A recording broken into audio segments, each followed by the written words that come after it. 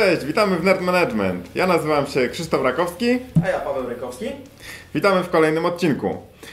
Dziękujemy za to, że zapisujecie się do naszego newslettera, za to, że wysyłacie nam pytania, swoje sugestie. W tym odcinku trochę rozszerzymy jeden z tematów, który się pojawił w jednym z naszych shortów, gdzie rozmawialiśmy o tym, czy lider musi być rannym ptaszkiem. I teraz w tym odcinku chcielibyśmy porozmawiać o takiej porannej rutynie. W jaki sposób można sobie zaplanować poranek, żeby mieć jak najwyższą efektywność. Paweł, ty jesteś w tym bardzo dobry. Kiedy ty wstajesz parę godzin po tym, jak ja idę spać, więc masz bardzo fajną poranną rutynę. Powiedz, jak to u ciebie wygląda, co jest takiego ważnego i w jaki sposób sobie planujesz poranek? Może zanim do tego, jak to wygląda, bo to może najpierw od tego, skąd to się w ogóle wzięło. A wzięło się dokładnie z tej książki, to jest Hal Elrond, Miracle Morning. Świetna książka właśnie o gościu, który stwierdził, że warto zacząć wstawać rano. I to rano to jest tak 5 rano, czyli to jest tak mniej więcej jak ja wstaję normalnie. I teraz o co chodzi? Jeżeli dorastamy, zaczynamy robić jakieś rzeczy, no to zaczyna nam zależeć na produktywności i takiej osobistej efektywności. No bo chcemy robić lepiej, szybciej, wygodniej i w ogóle. Więc Hast doszedł do tego przez różne perypetie życiowe. Książkę się super czyta, więc zdecydowanie polecamy. No, jest cieniutka. Tak, cieniutka, szybciutka, więc też wszystkie rzeczy podlinkujemy. Będziemy mieć tutaj dużo nawiązań właśnie do takich materiałów zewnętrznych, bo zderzymy w tym odcinku kilka konceptów, ponieważ one się bardzo mocno też wykluczają. I to jest też fajne dla Was, żeby zobaczyć, że wiedzę trzeba czerpać z różnych źródeł. I ją weryfikować i sprawdzać. Także jeżeli chcecie znaleźć wszystkie linki, czy wrócić do tego odcinka, to wszystko będzie pod adresem nerd.management/11, jak 11 numer tego odcinka. I teraz rano ma to do siebie, że zobacz, no ja mam 2 dzieciaków. Ty zaraz też masz 2 dzieciaków. Tak. Nie? One, przynajmniej w moim przypadku, one nie chcą iść spać wcześniej. Nie? Więc ja znalazłem tą przestrzeń rano. Nie? Właśnie po to, żeby mieć ten czas dla siebie. No i teraz bardzo ważne jest to, żeby to zrobić jako rutynę, no bo zobacz, raz się wstaje i się nic nie chce, raz się wstaje i ma się super dzień, energię i powera, a chodzi teraz o to, żeby znaleźć ten balans i go wyrównać, nie? Żeby najlepiej, jak najczęściej było fajnie i żeby nam się chciało, a żeby jak najmniej było sytuacji, że wstajemy rano, nie. I wtedy właśnie na takie dni też trzeba mieć plan. Więc ta poranna rutyna wyszła u mnie z tego, że chciałem to jakoś usystematyzować, że nie może być tak, że będziemy mieli takie, jako liderzy zwłaszcza, takie wahania nastrojów, nie? Że raz super, raz w ogóle beznadziejnie. I Hal daje świetną receptę na to. Ma taki bardzo fajny akronim pod tytułem Savers. Tu Wam też wyświetlimy, jak to się składa. A składa się to właściwie z kilku takich elementów, czyli z silence, czyli z ciszy, z afirmacji, wizualizacji, o tym za chwilę, z ćwiczeń, z czytania i z pisania. Nie? Czyli takie pierwsze kilka rzeczy, które powinniśmy zacząć robić z rana. I teraz jak to wygląda u mnie? Ponieważ ja wstaję z reguły tak 5:05. Budzik 5:05, nie? Wyobraź sobie, to ty idziesz spać, nie? Masakra. No, może nie aż tak późno, ale tak, to jest, ja wtedy jeszcze głębokim snem śpię. Tak, więc ja zaczynam dzień zdecydowanie od rana, właśnie po to, żeby mieć tą przestrzeń dla siebie, bo wiem, że wieczorem jej nie będę miał, bo dzieciaki wcześniej niż 22 spać nie pójdą, czasem nawet później trzeba jeszcze je położyć, więc ja już praktycznie później padam, więc zdecydowanie lepiej to działa u mnie z rana. I teraz taką poranną rutynę trzeba wrzucić kilka rzeczy. I to trzeba nie jest tutaj przypadkowe, ponieważ jeżeli tego nie zrobicie, no to automatycznie ten dzień będzie się rozjeżdżać. I teraz pierwsza rzecz, no to też według Hala to jest ta cisza. Cisza, właściwie te pierwsze 3 rzeczy według Hala, czyli cisza, afirmacja i wizualizacja, możemy podpiąć pod ten nurt mindfulness, czyli ćwiczenia swojej głowy, nie? No bo to się ze sobą bardzo mocno wiąże, bo z jednej strony, zobaczcie, zasuwamy cały czas, mamy wielkie listy to do, masę rzeczy, masę pracy, masę obowiązków, masę ludzi do przypilnowania. No i teraz, jak często ty masz czas, żeby zostać sam ze sobą i swoją głową, swoimi myślami, żeby po prostu nie robić nic i pooddychać, nie? To się wydaje dziwne z jednej strony, że nigdy tego nie robiłeś, jeżeli masz za sobą jakąś praktykę mindfulness, czy takie próby podejścia do tego, żeby to robić regularnie, no to wiesz, że to wcale nie jest takie proste i znaleźć 5-10 minut dla siebie i faktycznie nie robić nic i pooddychać, To jest naprawdę trudne, ale daje bardzo fajne efekty, bo wtedy czujesz, że możesz zrzucić to wszystko ze swojej głowy, więc to jest jedna z podstawowych rzeczy, którą też robię codziennie, a przynajmniej staram się robić. Jak na razie to wychodzi tak mniej więcej, jak mamy 7 dni w tygodniu, to na 4-5 się udaje, więc to też nie jest tak, że to idzie codziennie. Ale zanim zaczynam, przechodzę do tych punktów, to jest coś jeszcze ważniejszego, czyli woda. Woda to jest podstawa na sam początek. Zobaczcie, mamy baniaki, nawet te same, wielkie, one muszą być wielkie, ponieważ jesteśmy leniwi, więc jeżeli nie będziecie mieli wielkiego baniaka z wodą i nie będziecie z niego pili powoli, to niestety bardzo szybko o tym piciu zapomnicie. Według badań trzeba wypić chyba 2 do 3 litrów wody dziennie, żeby odpowiednio nawodnić organizm. Tak, i bardzo ważne jest to, że teraz w tych materiałach różnych, które znajdziecie w sieci i opinie różnych dietetyków, doradców żywieniowych czy fitnessowych, często ludzie mówią, że zacznij dzień od szklanki wody rano. Ja na przykład zdecydowanie wolę tutaj wersję ludzi z bloga Więcej niż zdrowe odżywianie, które też tutaj podlinkujemy, bo oni mówią tak, że musisz wypić taką ilość wody, która dla Twojego organizmu będzie niczym taki prysznic poranny, nie? Więc jak idziesz pod prysznic rano, to nie chlapniesz się 3 razy i już, nie? Gotowe, tylko fajnie by było się umyć porządnie, nie? Tak na cały dzień. Więc oni proponują, żeby tej wody nie było szklanka, tam 250 ml, tylko żeby tej wody tak było tak z 630 ml. Bo to Cię totalnie, porządnie przepłucze od rana i wtedy Twój organizm będzie zdecydowanie lepiej pracował. To zależy od wielkości szklanki. Ja mam w domu wyłącznie szklanki do piwa. No i to są najlepsze. Mam porcję 500 ml. Tak, i to jest zdecydowanie lepsze niż właśnie mała szklanka, czy mały kubek, czy już w ogóle o filiżankach nie wspominając. Co ważniejsze, ważne, żeby ta woda też była w takim temperaturze pokojowej, bo okazuje się, że woda, która jest zimna, bardzo źle działa na nasz organizm. I my zamiast mu dać kopa, tak naprawdę dociskamy go jeszcze bardziej i on musi więcej przepracować, żeby tą zimną wodę ogrzać i Was nawodnić. Więc woda w temperaturze pokojowej na start obowiązkowo. To, co jest właśnie później ważne, to głowa, czyli pracujemy nad swoją głową. Ja polecam i używam takiej aplikacji jak Headspace. Tutaj Wam też podlinkujemy. Headspace to jest taka aplikacja, która Was prowadzi przez tą praktykę mindfulness. Są tam takie sesje między 5 a 10 minut, a później nawet 15 i też dłuższe, takie sesje medytacyjne, gdzie Was prowadzą dokładnie krok po kroku za rączkę, co musicie zrobić, więc jedyne z Waszej strony to jest to, żeby usiąść, odpalić tą aplikację i po prostu te 10 minut przejść dla siebie. No i to jest super ważne, super istotne, bo jeżeli Wy nie zadbacie o swoją głowę, to o nią zadbają Wasi ludzie, a wiemy, jak to wychodzi później. Tak, to prawda. I teraz, kiedy przechodzimy przez ten tryb pracy nad głową, później bardzo ważny jest rozruch, czyli praca nad ciałem. I teraz ja osobiście swój dzień zaczynam właśnie od wody, później co 3 razy w tygodniu robię trening z rana, zaczynamy 5:50, czyli 5:50, jak Ty przewracasz się na drugi bok, to ja już cisnę na treningu.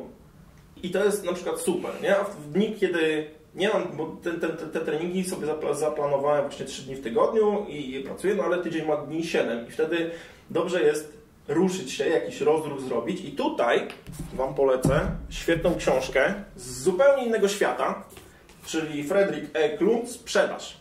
I teraz wiem, że w IT jesteśmy w IT, tak? Pracujemy w IT, więc wszyscy nienawidzimy sprzedaży. Sprzedaż to jest w ogóle nie powinna istnieć, my tu mamy software i robimy ważniejsze rzeczy, a nie sprzedajemy. A Fredrik Eklund to jest gościu, który jest liderem sprzedaży nieruchomości w Nowym Jorku, jak dobrze pamiętam, na Manhattanie, czyli na najgorszym rynku nieruchomości na świecie.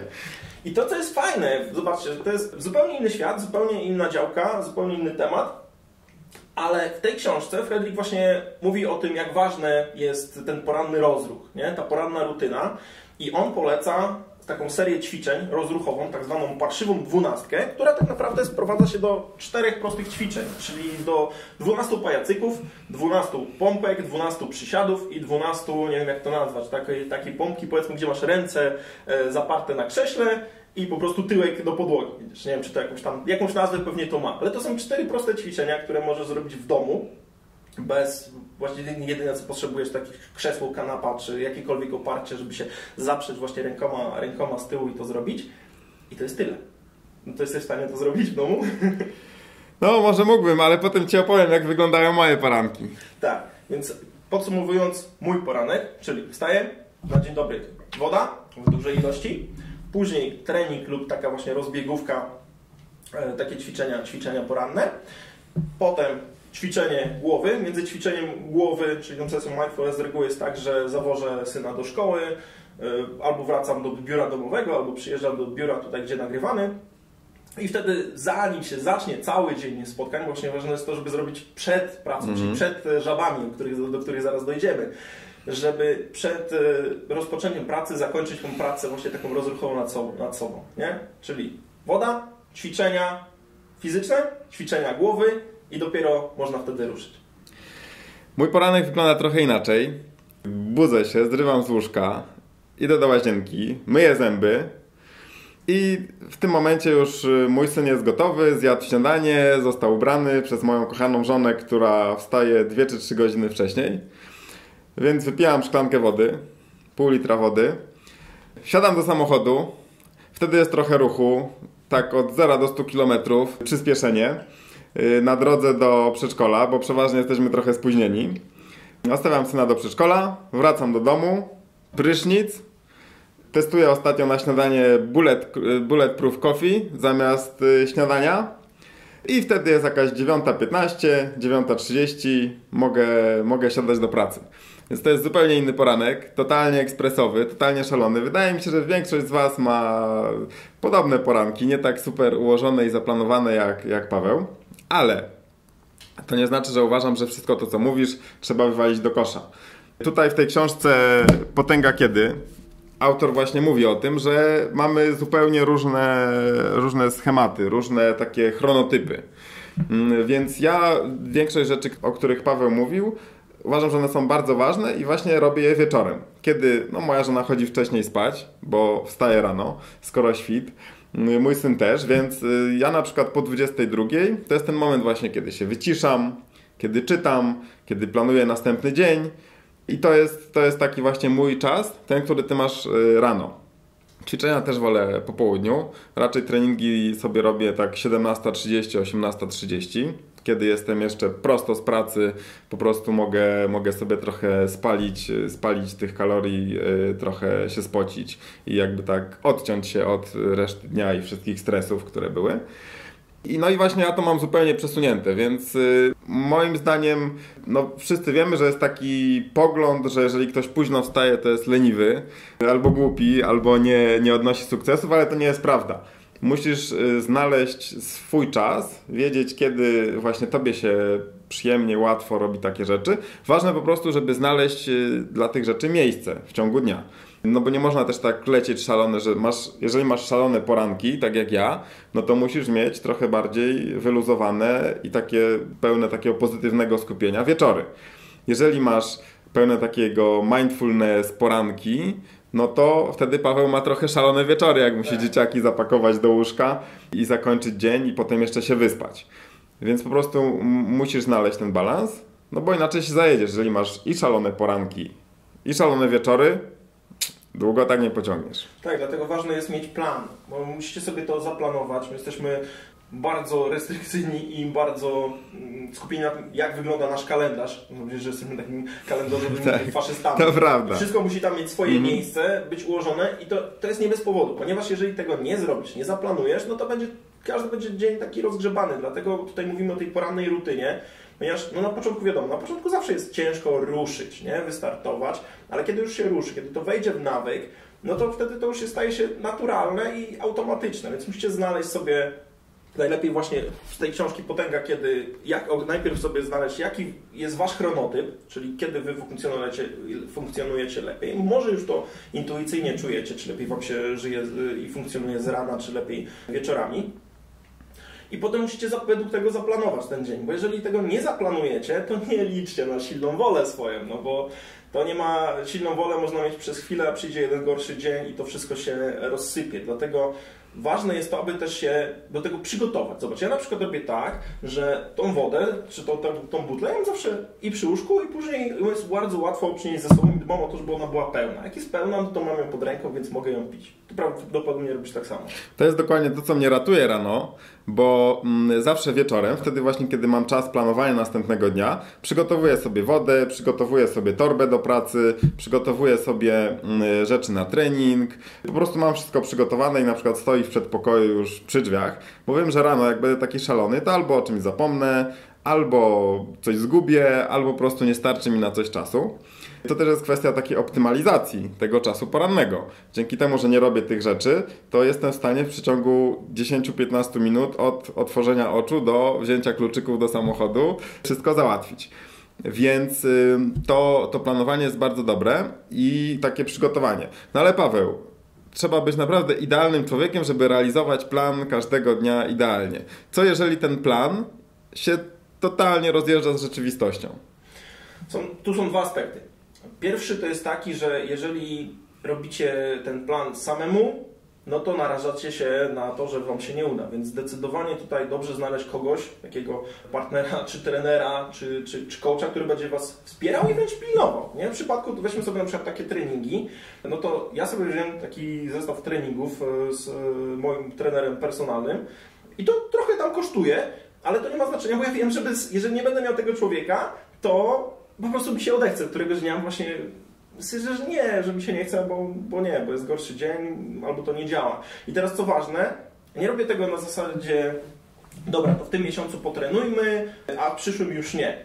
Opłacam sobie treningi na rok z góry, żeby nie mieć żadnej wymówki, żeby nie mieć tej sytuacji, nawet nie mieć tego wyboru, że nie, dzisiaj mi się nie chce. Nie ma takiej opcji, że dzisiaj mi się nie chce, jest zapłacone, wbite w kalendarz, trzeba to zrobić. Więc zdecydowanie ta druga osoba, która jest, wam pomoże. Nie? Czy to będzie też w rodzinie, może nie wiem, żona, partnerka, ktoś bliski, to nie musi być od razu trener czy coach z zewnątrz, ale ci są najlepsi, no bo nie są z wami emocjonalnie związani. To jest dobry pomysł, bo wtedy od razu wiesz, że jeżeli nie wstaniesz, to tracisz 100, 150, 200, zależy ile to kosztuje, więc jest to taki wymierna strata.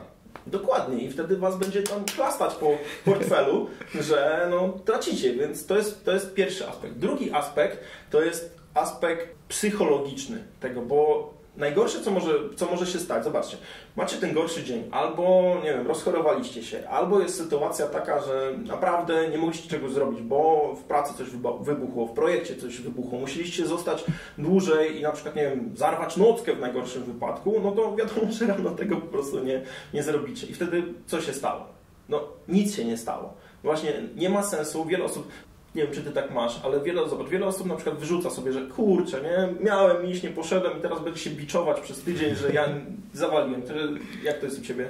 Staram się tego nie robić, ale staram się wyciągać nauczkę na przyszłość. Czyli zastanowić się, czemu tego nie zrobiłem, no i potem starać się tego uniknąć. Jeżeli sobie źle zaplanowałem wieczór na przykład, no to następny raz już powiem w sytuacji, kiedy widzę, że będzie podobna przyczyna, no to odmawiam czegoś, czy po prostu inaczej sobie planuję. Dzięki temu wyciągam wniosek i wiem, jak postąpić następnym razem. Dokładnie. I to jest najlepsze, co możecie zrobić, ponieważ kiedy właśnie będziecie się biczować, że kurczę, miałem iść, nie poszedłem, no to jutro też nie pójdę, bo wczoraj nie poszedłem i później mija tydzień. Tak się kończą postanowienia noworoczne, dlatego one nie działają. Po to jest ten plan, po to macie to wbite w kalendarz. Jeżeli nie udało się dzisiaj, wyciągamy wnioski, wyciągamy lekcje, usprawniamy ten kalendarz, może był to co pytałeś, nie? Może był niedostosowany do rzeczywistości. Wy sobie założyliście, tak, od dzisiaj będę cisnął od 5 rano, a wstaliście o 12. Więc to musi wszystko się trzymać kupy, być zgodne z waszym chronotypem, być zgodne z tym, jak funkcjonujecie.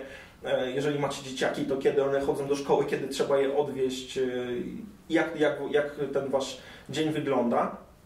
Następnego dnia, czy tam w następnym dniu, kiedy ten trening macie, czy kiedy macie usiąść tyłkiem i popracować nad swoją głową, czy przygotować sobie tą wodę, po prostu to robicie. Nie biczujecie się, że nie zrobiłem dzisiaj, to nie zrobię jutro, tylko po prostu jutro macie nowy dzień. Każdego dnia jest nowy dzień, każdego dnia można zacząć od początku i to jest właśnie dobra droga. Tutaj przydają się dwie rzeczy, które promujemy od dawna. Pierwsza to już wspomniany kalendarz, czyli żeby mieć zaplanowany w kalendarzu po prostu taki czas na różne rzeczy. Czy to w ciągu dnia pracy, bo wtedy wiemy, że nam nikt nie wrzuci spotkania. Na przykład u nas jest taka norma, w wielu firmach jest, że jeżeli chcesz się z kimś spotkać, no to wrzucasz mu spotkanie do kalendarza tam, gdzie ma wolne. Więc jeżeli chcesz sobie zarezerwować czas na coś, no to go po prostu zablokuj. A druga rzecz to listy to do. Też ja jestem ogromnym zwolennikiem list to do i takie prywatne rzeczy też można planować. Czyli na przykład można wrzucić do listy to do, wypić tyle wody, albo przeczytać trochę książki, albo zjeść takie i takie określone zdrowe produkty. Tutaj można sterować swoim życiem w dowolny sposób, ale co jest ważne, że jak może wiecie, zmuszanie się do podejmowania decyzji to jest wysiłek. Wasza wola to jest jak mięsień. Jeżeli się zbyt często z niego korzysta w ciągu dnia, no to pod koniec dnia już jest zmęczony. W związku z tym najlepiej wyeliminować zupełnie te decyzje. Decyzję podejmujesz raz, kiedy planujesz sobie ten poranek czy ten wieczór i potem już działasz automatycznie. Już podjąłeś decyzję, nie wiem, wczoraj, tydzień temu, teraz już ta decyzja jest podjęta, już nie masz nic tutaj do zastanawiania się, tylko po prostu działasz. I to jest metoda, która pomaga. Zdecydowanie. I tutaj to, co ja na przykład odkryłem w tym roku i tutaj zmieniłem to, jak ja działam w tym roku, to jest nie planowanie krótkich sprintów, tylko w kontekście właśnie siebie, swojego rozwoju osobistego, w kontekście właśnie tej porannej rutyny, planowanie roczne i podjęcia tej decyzji nie na miesiąc, tylko na rok z góry, że właśnie tutaj trenuję, z tym człowiekiem trenuję, więc płacę za cały rok z góry, niczym się przez ten rok nie muszę przejmować, to jest zaklepane, zabukowane, mamy stałe terminy i tyle. Nie ma tutaj gadania, więc sobie jeszcze tą decyzyjność, właśnie podejmowanie tych decyzji jeszcze bardziej ucinam, że to nie jest decyzja na dzisiaj, na tydzień, na miesiąc, tylko na cały rok, no bo praca nad sobą, no to nie jest sprint, dzisiaj popracuję, w tym tygodniu pójdę na siłownię, zakatuję się na śmierć, a później będę zdychał przez następne 2 miesiące, bo coś sobie naderwę i tak dalej. Tak to nie działa. To jest świetny deal również dla twojego trenera, który ma zapłacone za rok z góry. Nie tylko, dla ciebie też, ponieważ zobacz, bo jeżeli płacisz gotówę za rok z góry, wtedy możesz negocjować lepsze ceny. Świetne, to prawda. O tym mówiliśmy w shorcie o postanowieniach noworocznych, więc też damy do tego link. A kolejna sprawa to właśnie ta żaba wspomniana, też damy link do shorta o żabach, że jeżeli przygotujesz się, tak jak ja, poprzedniego dnia, czyli masz plan. Wiesz, jaka jest pierwsza rzecz, którą zrobisz z takich rzeczy ważnych, służbowych czy życiowych następnego dnia rano. Czy też tak jak Paweł sobie zaplanuje rano, kiedy już zrobi sobie całą swoją poranną procedurę, jaka będzie pierwsza rzecz, to jest właśnie ta żaba, którą wtedy o wiele łatwiej zjeść, bo jest się przygotowanym do tej pracy, przygotowanym do tego poranka, czy kiedy zaczyna się pracę i wtedy już też na tym takim automacie się idzie i ciach po prostu. Zaczynasz dzień, wiesz co będziesz robić, masz energię, masz pomysł, masz plan. Niektórzy tak robią, ja też tak robiłem, że przychodziłem do biura, tam 9:30, kawka, maile, sprawdzić, co się dzieje i się wtedy zaczynam zastanowić, co ja dzisiaj powinienem zrobić. No i się okazuje, że tych rzeczy jest multum. Ciężko zdecydować, co jest ważne, co jest ważniejsze. Zaczynają spływać kolejne maile, kolejne telefony. Nie wiesz, co robić i cały dzień przelewa się między palcami. Więc takie planowanie na samym początku dnia, czy poprzedniego dnia wieczorem jest bardzo dobre. Bo wiadomo, że pojawią się w ciągu dnia jakieś pilne, niezapowiedziane rzeczy, ale jednak jest jakaś struktura, jest jakiś plan, wiesz, co jest twoją żabą. Tak, i tutaj bardzo ważne też jest takie pojęcie jak priming, czyli właśnie takie mentalne torowanie, czyli ustawienie swojej głowy na konkretne tory, które to jest jak pociąg, wiecie, jak pociąg miał jechać po polu, to nie pojedzie, nie? Ale jak wsadzimy go na tory, włączymy silnik, no to podjedzie prostą rurą robić to, pojechać tam, gdzie ma pojechać i tu jest z głową tak samo. Jak właśnie już macie to zaplanowane, budzicie się rano, macie w głowie ten wasz cel, to wiecie, że tam jest ta wasza żaba. Do żaby najlepiej właśnie się utorować tą rozgrzewką poranną, czyli od wody przez trening, do tego, żeby właśnie być gotowym i tą żabę z pełnym impetem po prostu zaatakować. A jak możemy sprawdzić, mierzyć te postępy, no jak nam w tym idzie. Jeżeli oczywiście chcemy wiedzieć, jak w przeciągu roku, jaki sukces odnieśliśmy. Są aplikacje wszelkiego typu, to jest taka grupa aplikacji, tak zwanych habit trackerów. No bo tutaj mówimy o porannej rutynie, czyli mówimy o czymś, co musi się stać nawykiem. Jeżeli nie wejdzie Wam to w krew, nie stanie się to nawykiem, no to nic z tego nie będzie. Więc warto spróbować przede wszystkim, jeżeli użyć na przykład takiej aplikacji, jeżeli to Was interesuje, bo na przykład mnie w tej perspektywie obecnej długofalowej, w tej perspektywie rocznej tak naprawdę te efekty takie krótkoterminowe nie interesują absolutnie w ogóle.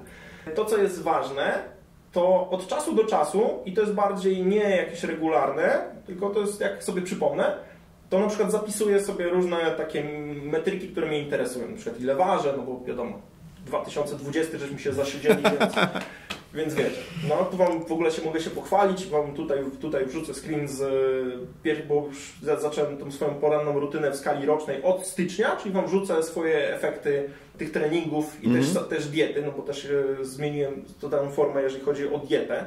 To też może jest warty temat tutaj powiedzenia, bo zrobiłem dokładnie to samo, co z treningami. Czyli zamówiłem sobie catering tutaj akurat nie da się na rok, trzeba na miesiąc i przyjeżdża mi 5 gotowych posiłków dziennie, więc najgorszy te decyzje. Ja tego pytania nienawidzę, po prostu jak ktoś mnie się pyta, co na obiad, to idziemy zjeść jedzenie. Więc wyeliminowane to też, mam tych decyzji mniej, przez to no tutaj widzicie, jak to wszystko ładnie idzie i mnie to interesuje w długofalowej perspektywie, bo to nie jest sprint. Nie?